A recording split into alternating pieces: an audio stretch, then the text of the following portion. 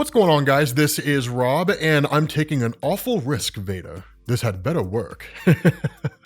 For all you Star Wars fans out there, in this video, we're going to be explaining the Captain Britain Corps. And the reason why is because Peggy Carter is, as far as I understand it, is slated to appear in the first episode of What If, which she's going to basically be Captain Britain, although I think she's called Captain Carter. And so because we have the multiverse, and because she referenced Brian Braddock in Avengers Endgame, it makes sense that they would make her the first member of the Captain Britain Corps introduced to the MCU. So what is this team? Okay, the Captain Britain Corps technically did appear in Daredevil's #6 back in June of 1983, but the reality is we didn't really get an origin for the team until Excalibur Volume 1, issue number 50. So first things first here, the origin as is given to us actually runs directly in line with the involvement of the Phoenix Force. And the way this worked was that at one point in time in a different dimension, you had a guy by the name of Merlin. Now, it's kind of a weird thing, and it's one of those scenarios where Marvel's history of Merlin doesn't quite line up. So in Marvel Comics, Merlin is exactly who you think he is, right? The Merlin of Arthurian legend, who was part of King Arthur, Knights of the Round Table, all that kind of stuff. Eventually, he elevated himself from that position to heading what was basically the Captain Britain Corps in a place called Otherworld. He also existed in something called the Starlight Citadel, but the important thing here is that this particular origin of Merlin from the days of Atlantis and all that kind of stuff runs in direct contradiction with the origin of Merlin in Excalibur #50, which says that he actually comes from a different reality. But regardless of how you slice it, his involvement here came with a guy by the name of Necrom. Now, Necrom was this alternate realities version of essentially Doctor Strange, right? The Sorcerer Supreme. And the Phoenix Force exists in an omniversal level, basically meaning there is a version of the Phoenix Force in every single universe, but it's a part of a larger whole, which is the Omniversal Phoenix. The reality was that at this point in time, the Phoenix had never really encountered sentient beings, and so when it encountered Necrom tricked the Phoenix into basically creating these kind of pillars across all of creation, across the entire multiverse, so that all this energy could be absorbed into these pillars and then channeled into Necrom, which would basically make him a multiversal being. When the Phoenix realized what was happening, ultimately it turned against Necrom and the day was saved. But along the way, you saw Merlin and you saw another guy named Pharaon that basically looked to defeat Necrom as well. And that's what led to everything kind of popping off. The reality is that in the aftermath of this, Necrom presented the first instance where Merlin had come to the realization there are beings out there who will threaten the entirety of the multiverse and even the Omniverse, right? Who will basically look to conquer all of creation. And so in order to ensure that doesn't happen, there needed to be a kind of police force, a team more or less, that could serve the purpose of protecting each universe across the multiverse. And so as a result of this, Merlin created the Captain Britain Corps. Now, the way this works is the Captain Britain Corps, each of these guys exist in their own native universe, right? So you have Brian Braddock, or at least now it's Betsy Braddock, but at one point it was Brian Braddock who was the Captain Britain of the main Marvel universe. You have, for example, Spider-Man UK, who is a version of Captain Britain from an alternate reality. This actually Spider-Man / Captain Britain. You see this kind of thing play out in these different realities. But the important thing here is that these guys are basically powered by what's called the friction of universes. And again, this is one of those instances where history and how people describe the multiverse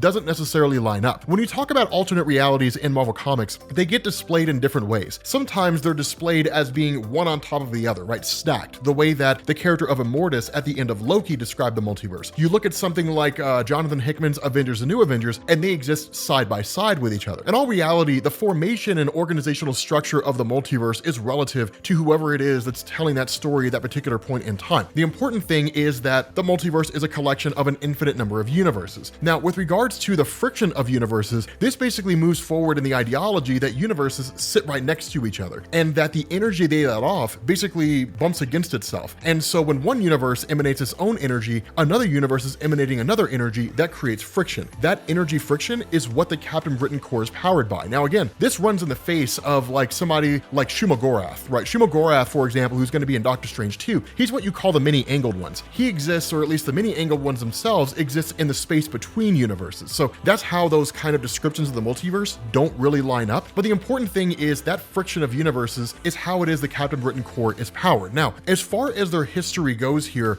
in Daredevil's issue #6, again, that was when they first popped up. Something I want to specify, Daredevils is not a reference to Matt Murdock, Daredevil. Instead, back in the 1970s and the 1980s, Marvel didn't really have a presence essentially anywhere outside the United States. They were a US company, but the desire was to expand outside the United States. And so what they did is they basically expanded into the United Kingdom and launched Marvel UK, which in reality was just a reprint of existing stories that had existed in the United States as they were produced by Marvel Comics. Daredevils was one of those. Now, a lot of the stories were really more adult oriented. I mean, it wasn't like Marvel Max, but it wasn't really stories that were geared towards like kids. So you saw a few Spider-Man reprints only because Spider-Man was so popular worldwide and everybody wanted to get their hands on him. But by and large, because it was designed to be the British arm of Marvel Comics, it made good business sense to give the British their own superhero. So that's why you ended up getting Captain Britain. Now, while Merlin was technically the Omniversal Guardian, he was also assisted by his daughter, but the Captain Britain core and the actions of Merlin existed in a couple different forms, right? So you had Merlin himself, who was kind of at the top of this group, and then you had his daughter Roma, who was really more of an assistant than anything else. Then you had Saturnyne or Saturnyne, whatever you want to call her, and she was head of the Omniversal Development Court as the Omniversal Magistrates, and then you had the Captain Britain Corps. And so it was almost kind of like a governing body with a police force of its own. The Omniversal Development Court existed to make sure that every universe progressed essentially along the same lines, right? So every universe had its own version of like the Avengers, the X-Men, the superheroes all arrived around the same time, different things along those lines. And then the Captain Britain Corps were essentially protectors, right? Now, whenever a universe didn't progress the way it was supposed to, say for example, there were no superheroes of any kind on Earth in that universe, the Omniversal Development Corps would initiate something called the Push, where they would basically jumpstart the development of superhuman abilities on that world, and then it would basically play catch up, right? So the important thing here is, and the reason why I mentioned the Omniversal Development Court is the first real involvement and really our first real introduction to the Captain Britain Corps came during the Crooked World storyline, which anybody who's familiar with this channel knows I love the Crooked World.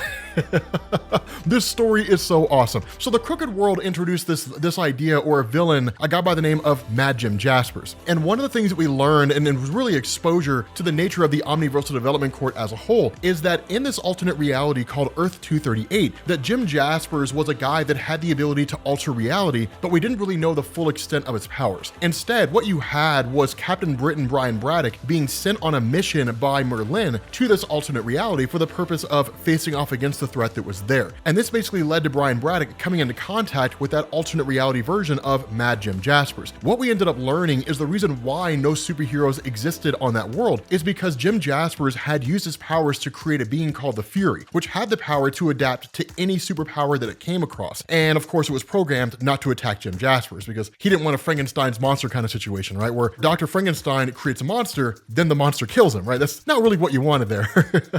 And so ultimately, the Fury wiped out all the superheroes on Earth. The Omniversal Development Court didn't know this, and so they initiated the Push, which basically jump-started superpowers. It pissed off Jim Jaspers. He started initiating what was called the Jaspers Warp, which was quite literally this energy cyclone that emanated from Jim Jaspers and started twisting up and skewing up and literally warping the entire fabric of reality to the point that it almost spilled into the multiverse. The only way to stop it was to basically destroy the entirety of the Jim Jaspers universe itself. And so that reality's version of Jim Jaspers was completely destroyed in the process. The Fury survived and actually ended up returning. But as far as the Captain Britain Corps goes, this was our first real introduction to the team itself because we ended up learning that reality's Captain Britain actually left that universe and came to the main Marvel universe, right? Just like a refugee. She was so traumatized by the experience, she would have like these PTSD nightmares and all kinds of crazy stuff. But you eventually end up learning that Jim Jaspers in that reality was far weaker than Jim Jaspers in the main Marvel universe. And that battle was designed to be a test. Ultimately, the fight between Brian Braddock and Jim Jaspers was really no fight at all. There's literally a point where like Brian Braddock goes into the office of Jim Jaspers, who at that point had basically got himself to the position of Prime Minister. And when he walks in, he's in this space that goes on forever. And Jim Jaspers is just this enormous guy, right? He's like, are you lost in the funhouse? It's crazy. Ultimately, Jim Jaspers is destroyed when the Fury from that destroyed universe ends up teleporting into the main Marvel universe and then takes takes that Jim Jaspers back to the universe where nothing exists, because it realizes the only way for Jim Jaspers to use his powers is to be in a place where there's matter for him to manipulate. In that giant white void, Jim Jaspers is totally powerless, so he's basically destroyed. But the first introduction to the Captain Britain Corps literally tells us they were crushed. that as a superhero team, sure, they exist to try to protect, alternate realities or protect their own realities from various threats, but it's really more of a ceremonial role. That in reality, the way that Roma and Merlin had set up the Captain Britain Corps is that whenever they appear to a person and that person is going to be chosen to become a member of the Corps, they're presented with two options: the Amulet of Right or the Sword of Might. And the reason why these options are given to them is because it's basically a test. The Amulet of Might, if it's chosen by a person who is given the option to be a Captain Britain, denotes wisdom. It denotes rational thinking. It denotes the idea that they look before they leap, that they're really more in line with diplomacy, with being a traditional superhero, as opposed to the Sword of Might, which means they just want to destroy stuff.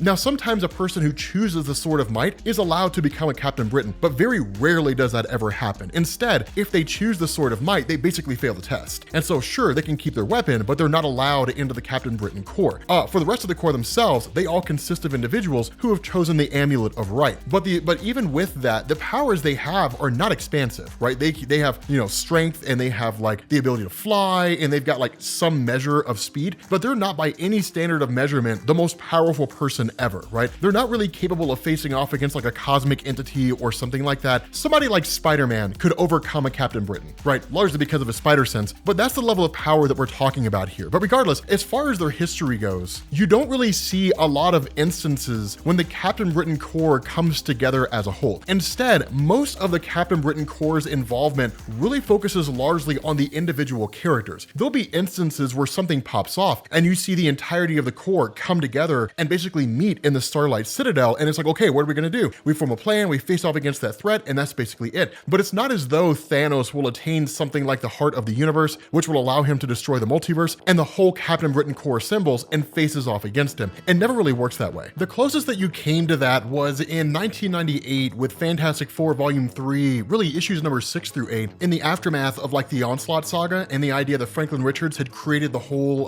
Heroes Reborn universe and was just walking around with it. What you ended up finding out is that Saturnyne and Roma had come to the realization that because Franklin's powers have elevated to the point that he can actually create pocket dimensions, that he's a clear and present danger to all of creation. And so what ended up happening is Saturnyne basically sent forward the TechNet and the Special Executive, which are kind of like her own personal, bounty hunters, personal guard, that kind of thing. Of course, they face off against the Fantastic Four. The Fantastic Four were able to overcome them, and that led to the involvement of the Captain Britain Corps. Now, in reality, despite the fact that the Captain Britain Corps does not have a huge level of power, this basically was a war of attrition, in the sense that you're talking about a infinite number of Captain Britons from a seemingly infinite multiverse. And so the numbers just kept showing up. They just kept increasing over and over again and just wore the Fantastic Four down. Now, the day was ultimately saved by Johnny Storm, who figured out what was going on, traveled to the realm of Saturnyne, and then realized like eternity and infinity, the cosmic entities were there alongside Galactus. So it really was a legitimate, incredible threat in the form of Franklin. Ultimately, a deal was struck that because the concern was that people might exploit Franklin's powers and use them to destroy all of creation, that the Fantastic Four would basically ensure that never happened by keeping Franklin safe, hence the reason why the power dampeners were installed inside his head, and that if a time came when somebody took Franklin, if the Fantastic Four failed, then Saturnyne and Roma could take Franklin and then basically keep him away from all of creation by keeping him in the Starlight Citadel. That one, and really the Incursions, is the only time that you ever really saw a complete unification of the Captain Britain Corps with regards to any major threat. Of course, during the Incursions, it was the map makers, who were the agents of the Beyonders, who basically tricked the Captain Britain Corps into following a beacon. And when the Captain Britain Corps arrived on the scene, believing that when they showed up there, they'd be able to quote unquote destroy whatever was causing the collapse of the multiverse, it was a giant trap, and they were all basically obliterated. Even Saturnyne herself was killed, and really Brian Braddock was the only one left alive, the only one who was able to escape, and he only escaped because Saturnyne basically gave him all the information regarding the Starlight Citadel and then literally threw him out of there. But again, those are really the only two times you see the Captain Britain Corps symbol for like a major threat. You do see moments where like there'll be a symbol, right? But it's kind of a throwaway thing. A really good example of this was during the events of Hickman's Avengers and New Avengers. While that was going on, you actually had the Spider-Verse event, which is when you had Spider-Man UK who met with Saturnyne saying like inheritors are traveling around the multiverse killing Spider-Man everywhere we find them, and Saturnyne didn't care, right? Because she was focused on stopping the collapse of the multiverse. And Roma actually gave Spider-Man UK at least some assistance in helping him find different Spider-Man and so on and so forth. But, you know, again, you don't really see a full unification of the Captain Britain Corps. And even when you do, it's not the biggest deal in the world.